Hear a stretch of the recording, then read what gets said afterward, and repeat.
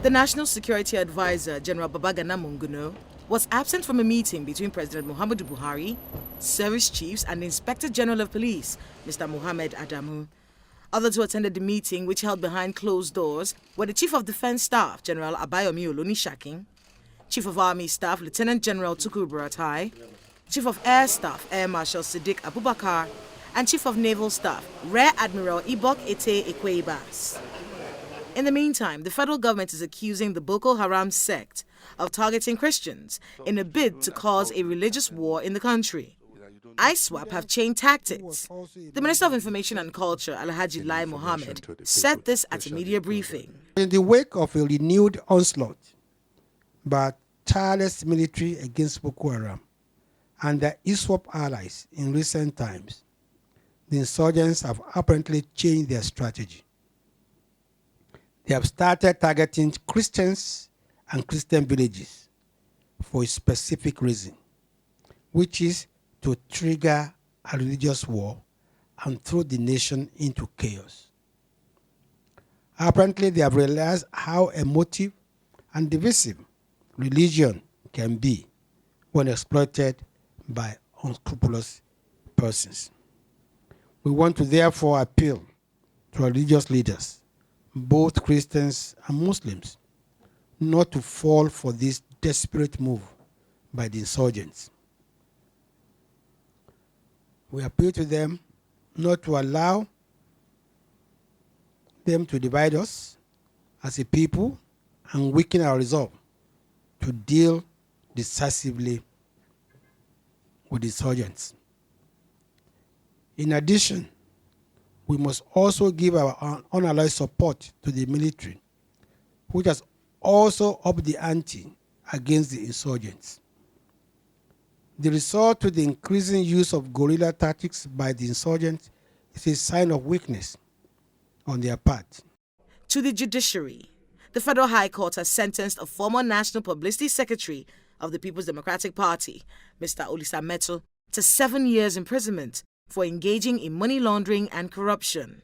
Mr. Metal, who was convicted on all the 7 counts of criminal diversion of funds brought against him by the federal government, was also ordered to forfeit the sum of 375 million naira and another 25 million naira to the federal government.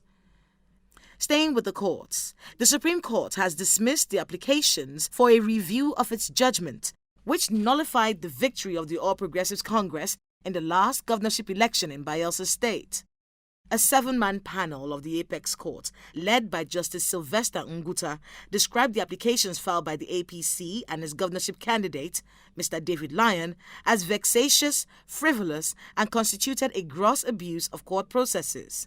To the legislature, a bill for an act to amend the Nigerian Constitution to extend immunity to cover presiding officers of legislative institutions has passed the second reading in the House of Representatives.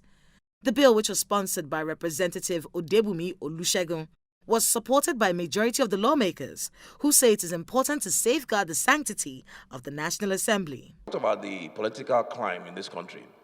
And you have suffered it in the past. If you remember correctly what I'm talking about, malicious prosecution. You were prosecuted maliciously. You can be a presiding officer tomorrow.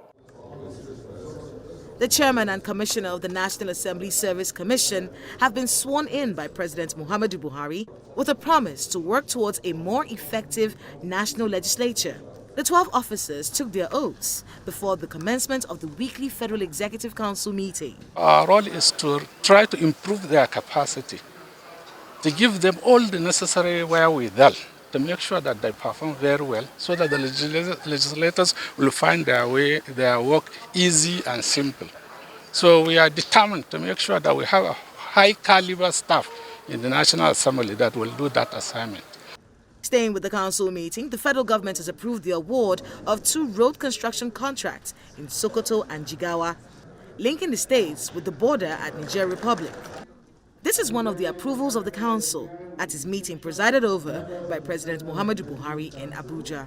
The council considered and approved this memorandum on the justification made that it was critical to execute our mandate under the Economic Recovery and Growth Plan, our ministerial mandate to improve infrastructure, but also for the enablement of business across borders, particularly now that we have taken an affirmative position on the African Continental Free Trade Agreement. And the markets there in that area of the country do a lot of trade across borders. So this is a good boost for business as well.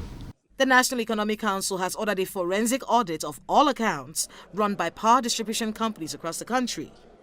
This is one of the decisions taken at the second National Economic Council meeting for 2020, chaired by Vice President Professor Yemi Osinbajo. I will be carrying out forensic audit of all bank accounts of all these schools, and also that the state government to provide details of their investment in the electricity distributing companies.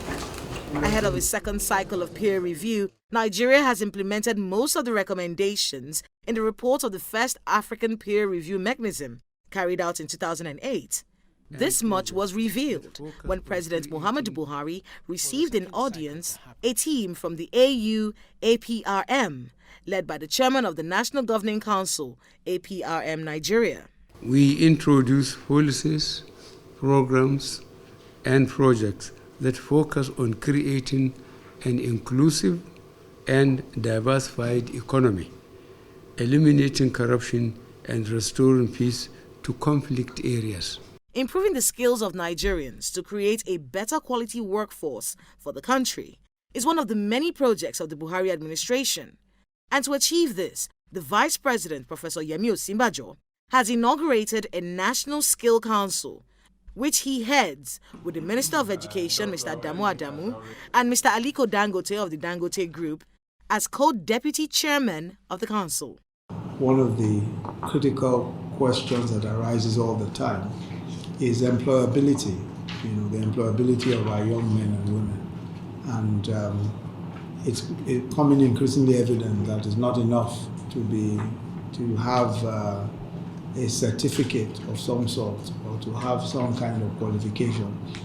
It's absolutely important that young men and women have technical skills as well, and today also digital skills, to enable them find a place, especially in the job market of this very challenging 21st century. Following the confirmation of a coronavirus case in Nigeria, the Minister of Health has been speaking on how an Italian with the virus was able to get into Nigeria undetected.